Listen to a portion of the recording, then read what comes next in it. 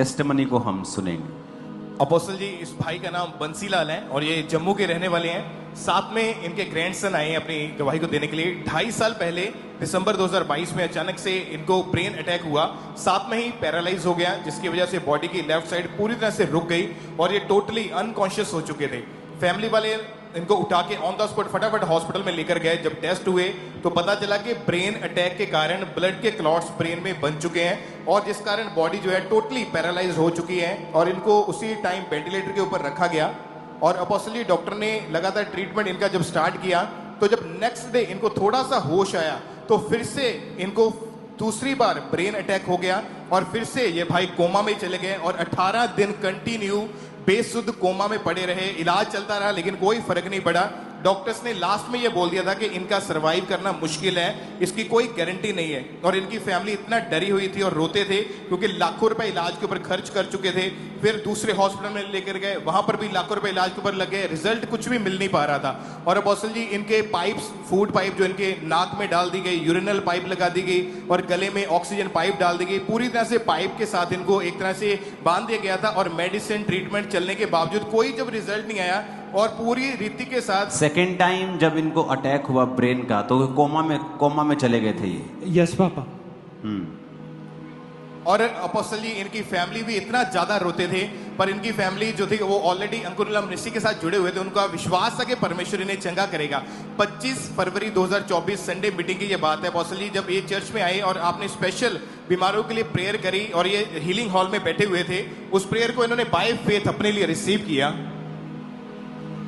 आत्मा जो यहां नहीं होनी चाहिए, आपकी बॉडी में नहीं होनी चाहिए, वो आत्माएं जो यहोवा ने नहीं भेजी, जादू की, टोने की, बीमारियों की, अशुद्धता की, दुर्बलताओं की, और अपोस्टल जी हीलिंग हॉल में बैठे जैसे इन्होंने प्रेयर को रिसीव किया, अनॉइंटिंग ऑयल इनके ऊपर लगाया गया, सेम टाइम इनकी रिकवरी होनी शुरू हुई और जितने ब्रेन के अंदर ब्लड क्लॉट से वो सब खत्म हुए।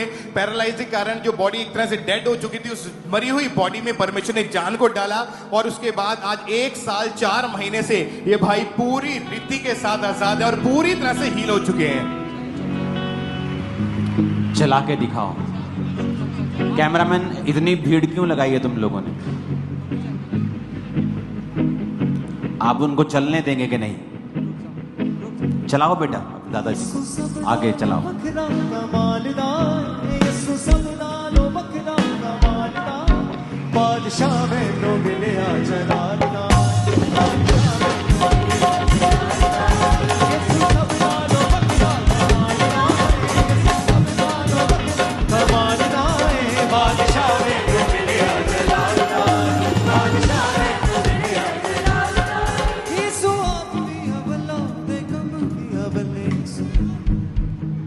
पकड़ो मत इनको। माइक क्यों नहीं लगा रहे तुम दादाजी के मुंह पे? वो बोल रहे थे कुछ।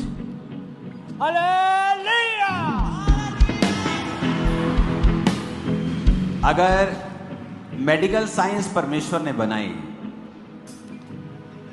जिन हॉस्पिटल्स के इन्होंने नाम लिखे हैं वो इंडिया के टॉप 10 हॉस्पिटल्स के बीच में आएगा।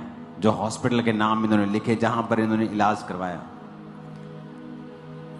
पर कई बार परमेश्वर मेडिकल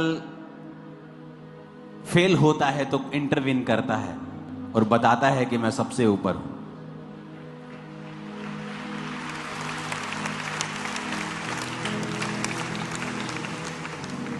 ये वो टेस्टिमनी नहीं है कि आपको कुछ हुआ, घर वालों ने अपने आप भी कह दिया कि शायद ये अटैक है। हॉस्पिटल्स में गए, अलग अलग हॉस्पिटल्स में गए, सेकेंड टाइम फिर ब्रेन अटैक हुआ, 18 दिन कोमा में रहे। टॉप 10 इंडिया में जो नाम है हॉस्पिटल्स का, चेन का, वहां रहे। 4 लाख रुपए वहां लगाया। उसके बाद ये चर्च के साथ जुड़े हुए थे। जब कुछ फर्क नहीं पड़ा, जब घर भेज दिया, पाइप्स लगा दी कि आप समझ रहे हैं कि क्यों भेज दिया घर।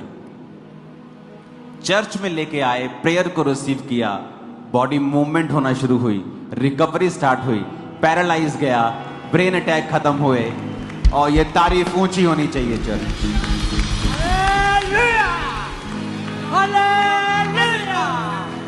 इतना लंबा हालेलुया तो तुम नहीं मार सकते जितना ये मार